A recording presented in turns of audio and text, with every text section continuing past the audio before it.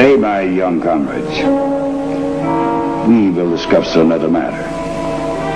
We will not talk about our glorious communist state, but instead, we will talk about your Jesus Christ. Now, how many of you believe in Jesus? Come now, don't be bashful. We know that your parents have taught you about Jesus. Come on, raise your hands. That's better. How many of you now still believe that Jesus answers prayers? Now, how many of you would like to have some candy? That's better. Since you believe that Jesus answers prayers, let's see if your Jesus will bring you some candy now and produce a miracle.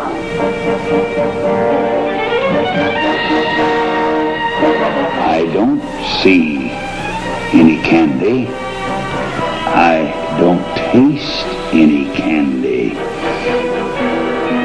There is no candy. Your Jesus didn't bring us any candy. The reason why, your Jesus Christ can't do it.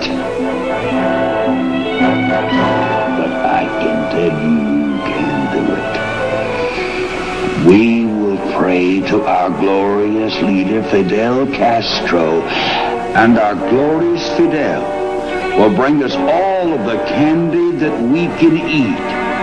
I will show you a miracle. Come in, comrade.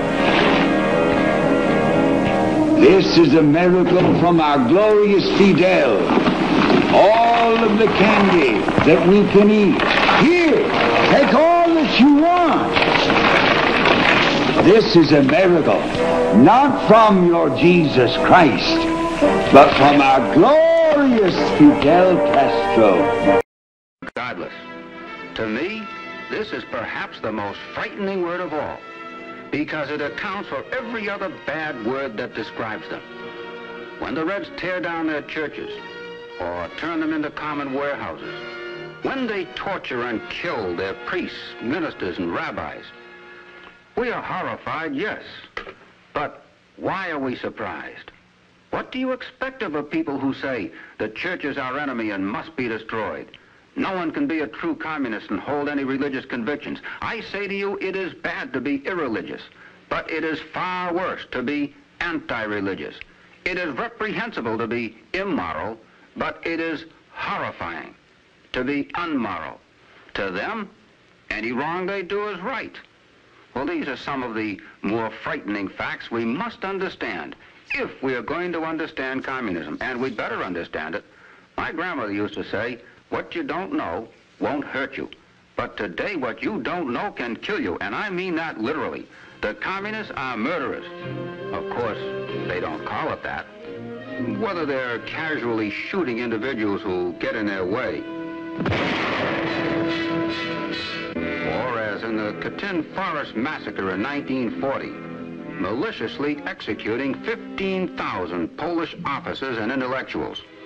In the words of an official United States Congressional Committee, the committee unanimously agrees that its investigation proves conclusively and irrevocably the Soviets' NKVD, the People's Commissariat of Internal Affairs, committed this massacre, a calculated plot to eliminate all Polish leaders who subsequently would have opposed the Soviets' plan for communizing Poland. This was plotted shortly after the Soviets' treacherous invasion of Poland in the fall of 1939. I will not prolong these gruesome scenes taken from this official hearing and report of the United States Congressional Committee, but while you're recoiling from this sight, save a little shudder for yourself. Why? Because this is part of what is planned for you. Yes, the communists have plans for you. As soon as they're in power, they will arrest many of you, seize your property. If you're important enough, they will shoot you, along with all community leaders. The rest of you will be regimented, and some of you forced into slave labor. This is the planned, plotted, tested program they are determined to execute in this country, as they already have in many others.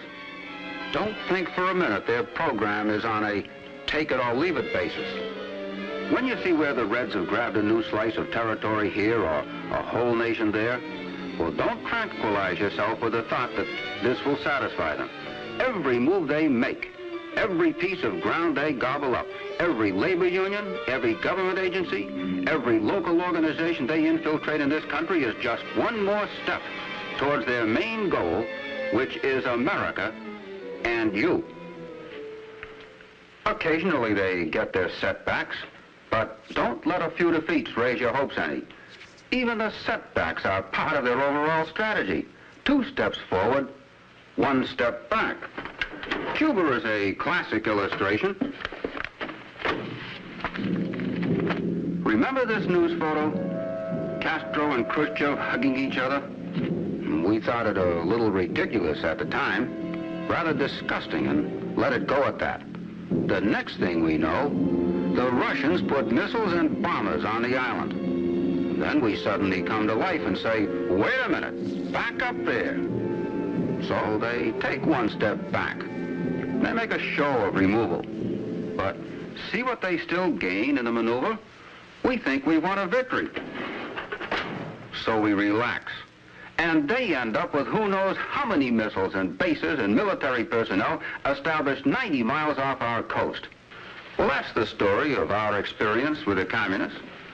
When we get mad enough to call a halt to something, they back up and say, okay, don't get excited, let's coexist. So we relax again. We give them a chance to consolidate their gains, and then they come in with a new sneak punch. What it all boils down to is just what J. Edgar Hoover said. It's the greatest danger we face in the world today. Well, I promised you 10 minutes ago that by this time you would have a new understanding of communism. Too long we have been thinking of communists as misguided but human beings with humane feelings and responses. What we have just shown you exposes them for what they really are: lying, dirty, shrewd, godless, determined, and international criminal conspiracy. This is the true nature of the enemy. This is communism.